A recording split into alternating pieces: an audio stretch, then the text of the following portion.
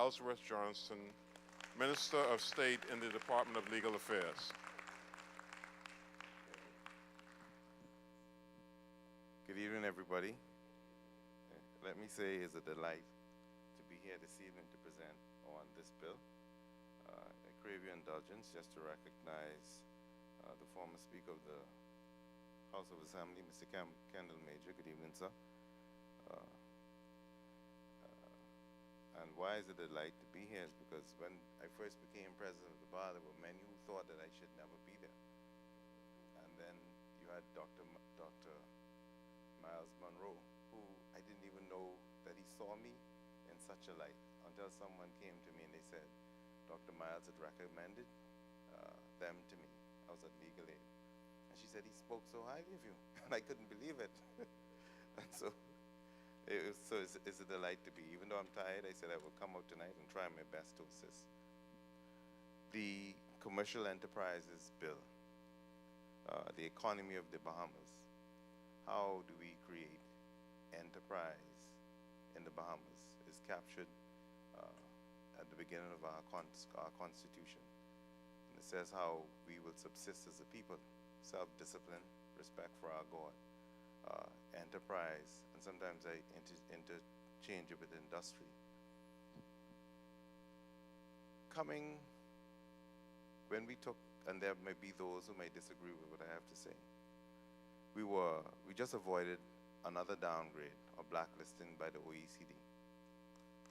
The reputation, and I say this without fear of contradiction, that the reputation of the Bahamas was somewhat short for both local investors and international investors. And as the first presenter said, investors both locally and internationally were saying to us, we don't want to hear you speak anymore. We want to see the rubber hit the road. So we want to see, if you tell me that you believe in a code of conduct and how senior government officials are to conduct themselves in a transparent and accountable way, then draft the Integrity Commission bill and then present it to us or present it to the people. This is what civil society was saying. Proceeds of crime. You go into Parliament after 10 years, and I can't explain where I got $10 million from. The $10 million is taken and given to the people, and then you can deal with me. So there were a number of other steps that the government had to do in order to create both local and international confidence in the Bahamas. One of the things that the Chamber has said years and years, over and over again, the IMF and the IDB has identified, is that we have to deal with the public sector. We have to look at it for its efficiencies and inefficiencies. It's bloated, and so you got to deal with it. And I know there will be screaming and crying. You have to find ways how you will inject capital in it, whether or not it be that human capital, how you could invite persons back with the expertise, but you have to find ways how you can get Bahamians involved in the public sector so they don't just see it as a government job, but they go there to do their work. And when they do their work, I can tell you of the registry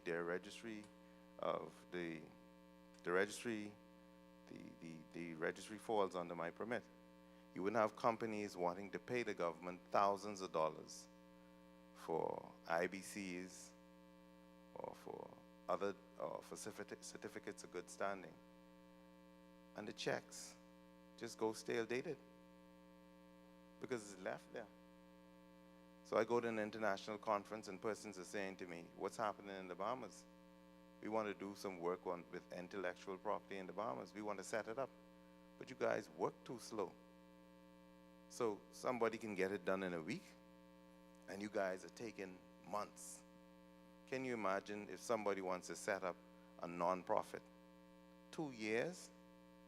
Well, your competitors are doing it in less than a month. The very same thing that the first presenter said. We said 14 days, but they can get it in 5.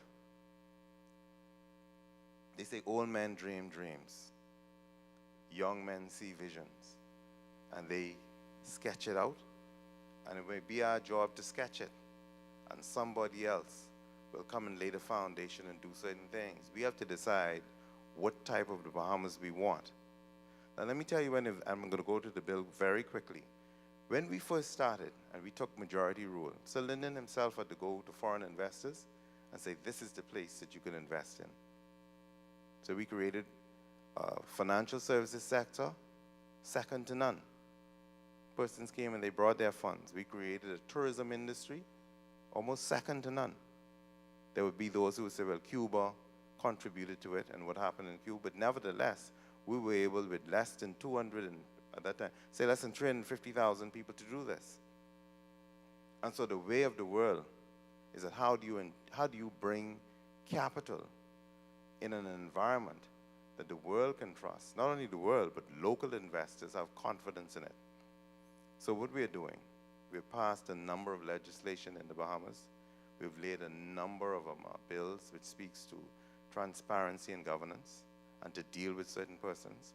One of the most frustrating things to me, coming out of private practice after leaving the bar, is to be in the public service. Everything is so slow. But we dress up in nice suits, and our counterparts from Singapore or wherever have you, they're doing it. Now, what is our dream and what is our vision?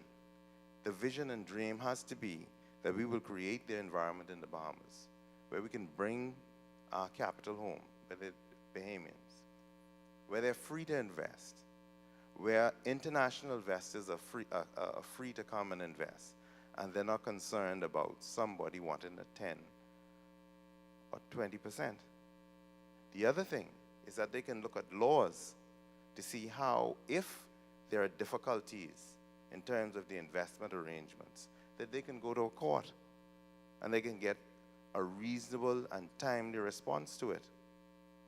In terms of the time limit in the Commercial Enterprises Bill, let me shock you. Persons are doing it. They're doing it much faster than we're doing it in the Bahamas, and we're losing millions of dollars in business. Business that persons want to invest in the Bahamas. That's the truth. I heard everybody speaking about the banks and how the banks will no longer have lines. My colleagues and I were having a discussion. In the next 10 years, you wouldn't have banks. Right now, you can go online, you could take your cell phone, and you can do all of your banking. That is the reality of business, and that's how quickly it moves. The Commercial Enterprises Bill, the amendments and the substantive bills were passed on the very same day. And it saddened me when I go to Parliament and I lead off in bills, and one of the things I want to tell you is that there's a reason why we engage civil society. This is how governments work. America is not one of the best examples, but it provides an example. Democrat and Republicans, but you have civil society, just what you're doing here. You've taken a copy of the bill, you've invited persons, and you're having your own independent deliberations to come to your own independent conclusions about the bill. That's what you do. You don't wait for governments to do it. The country is a bit too small. We've seen over and over again where this side and that side may get together to put something through on you. And so that's why when bills are laid, and they still have bills before that we've laid, and we've been speaking about, you go and get your own copy. That's a part of the education process. So the amendment and the substantive bill was passed on the same day. And when I debated, I spoke to the amendments, which says how Bahamians will qualify, no money, how a foreign person would qualify, would constitute a joint enterprise. The focus of this bill is on businesses that either do not exist in the Bahamas. One time we were the king of captive insurance. We don't have it anymore. And we haven't asked ourselves why.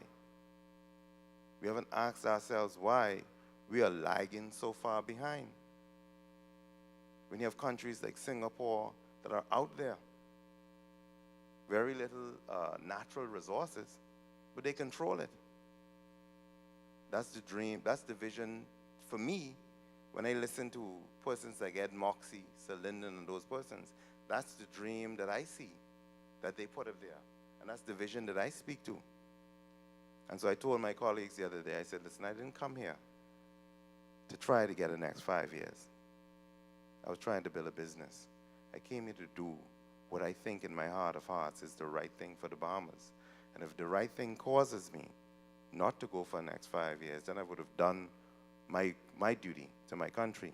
And so it is designed to attract businesses that do not exist in the Bahamas, or if they do exist, they exist at the minimal level. To my mind, we always spoke about Bahamianization. And I said in section 5 is the quintessential expression of Bahamianization, because you have to produce a proper plan, the nature, the ideals, the philosophy of the business. And then it says what you must do for those exact same work permits that you might have been given. You must train Bahamians in that capacity. Now, where we have fallen down in the past, we have discovered that you have people in the Bahamas for 20 years on a work permit. And you're asking, why is this person being here for 20 years and have not trained individuals? When the philosophy was, when we first took majority rule, was to send Bahamians away, and as we bring persons in, we trained, we fell down. But it's in writing. You can take it to court. A union can use it, and they can sue on it.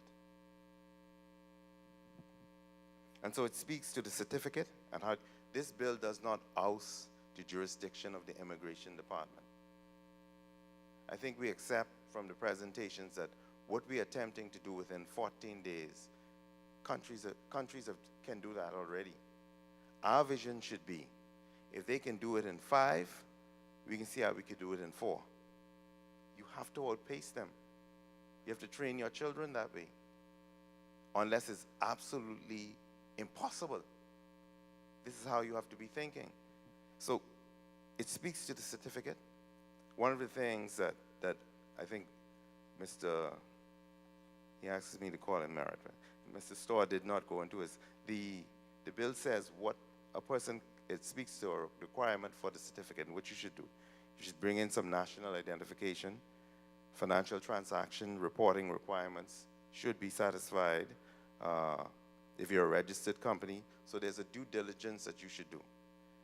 The philosophy of this bill and where we're taking governance as we go through the public sector, let me tell you this, the Prime Minister, there were many complaints by local business persons after we did the roadside contracts. Contracts for $2,500, guys can't get their business license sorted out. So he called everybody together.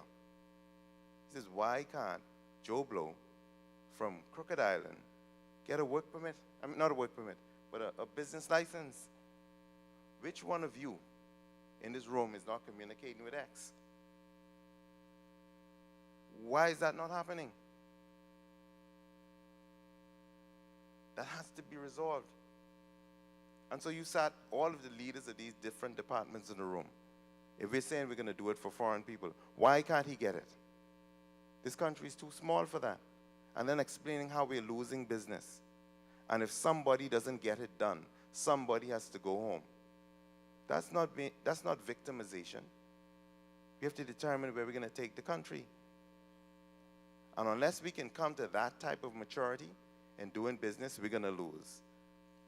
And so it speaks to the granting of work permits. We already have a problem in terms of immigration. We know that there are a lot of stateless persons who can't get documents in time. We already know that we have persons who want to get work permits locally. They're not getting them on time. Or you see some persons who just applied and miraculously, presto, they get it. This is the level of honesty that we have to bring to the conversation if we're going to change it. And so we have to look at immigration. And if you decide that the top tier has to go and you bring in some gung-ho young persons who are going to do it, you have to do that. You just have to do that to get it to work. And so this is the Bahamas that this piece of legislation dream of.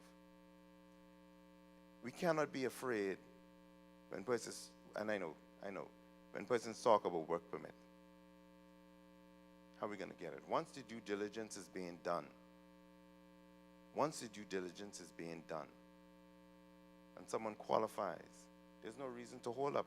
We've had a situation where, and it doesn't make him any better than a poor person, an investor came to the airport. He was sent out. The Prime Minister had to call him and say, hey, please come back. I had a chat with the person about basic courtesies. These are the things that are happening in our country. I've heard there was not, and this is what else happened in the bill. I'm being as honest. I'm supposed to be honest. I'm being honest with you. The bill was sent out, and as persons of color, who grabs these bills first? A certain group would grab this bill, and they read it, and they get in their caucus. Dr. Morris understands that. And the good Speaker of the House, they get in their caucus, and they send you back a good email on what they think should be in the bill. The Organization for Good Governance, Matt Albury and those, they took the bill and they went away. And they sent back what they thought should be in the bill.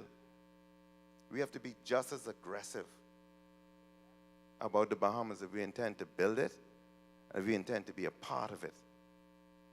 And so, we did get some responses on the bill.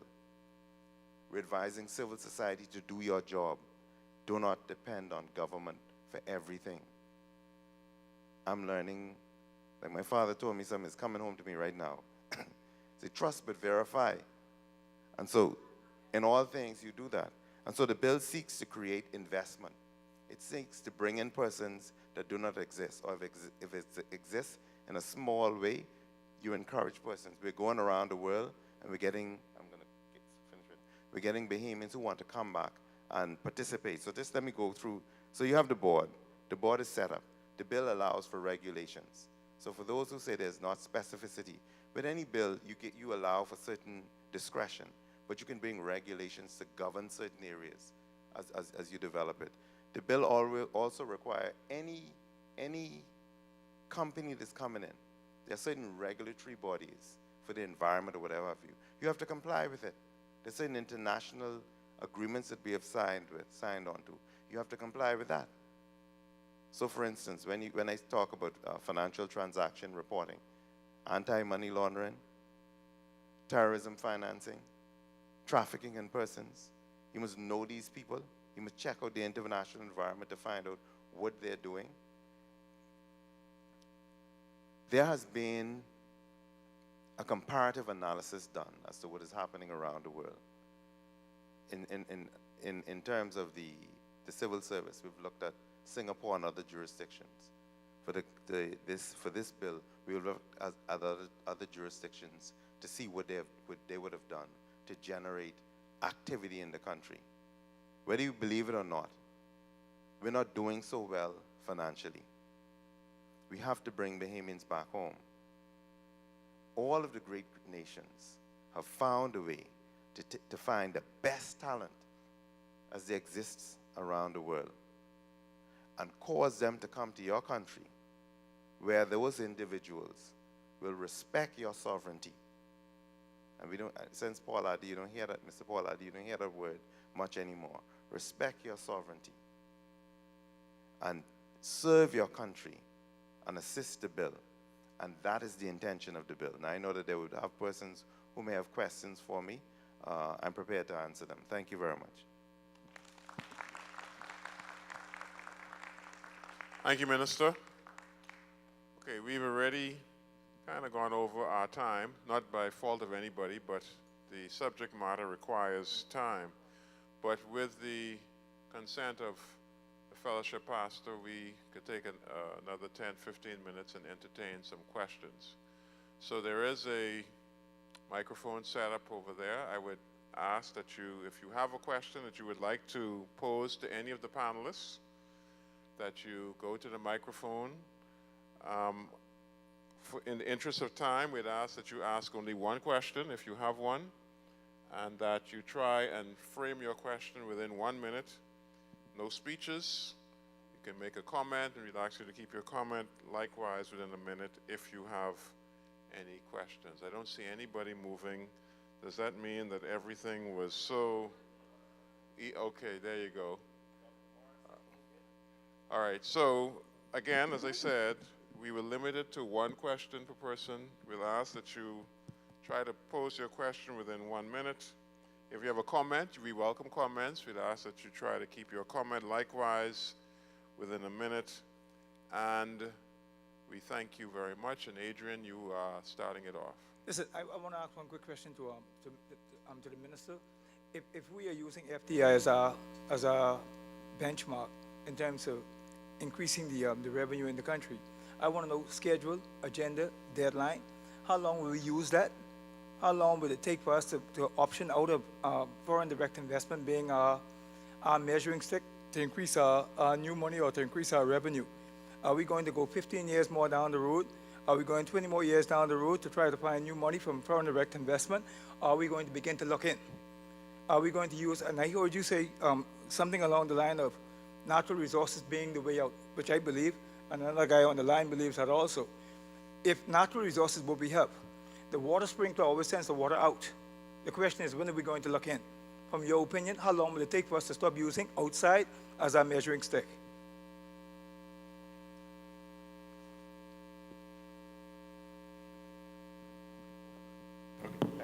Thank you very much, sir. Excellent question. One, we live in a global village. And I think we have to understand that. When I spoke to foreign direct investment, it's one of the ways. It's not the only way.